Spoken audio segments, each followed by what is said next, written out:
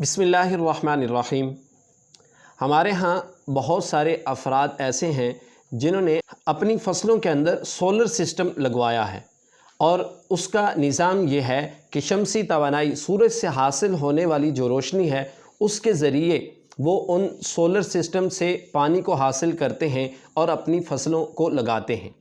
اب اس پر یہ سوال بنتا ہے کہ سولر سسٹم والی جو زمین ہے اس زمین پر عشر بنے گا یا نصف عشر جو ہے وہ دیا جائے گا۔ تو جب سولر لگوایا جاتا ہے تو شروع کے اندر 5 لاکھ 7 لاکھ 10 لاکھ اپنی زمین کے حساب سے لوگ اپنا خرچہ کرتے ہیں، 10 لاکھ 15 لاکھ یعنی جتنا بھی خرچہ کرتے ہیں ان پلیٹس کے اوپر وہ اپنا سولر سسٹم لگواتے ہیں اور اس کے بعد پھر اس میں سے پانی حاصل کرتے ہیں۔ اور بعض لوگ ایسے ہوتے ہیں اگر پانی وافر مقدار میں ہو تو پھر لوگوں کو 200 روپے گھنٹہ 400 روپے گھنٹہ 300 روپے گھنٹہ جو ہے وہ فروخت بھی کرتے ہیں۔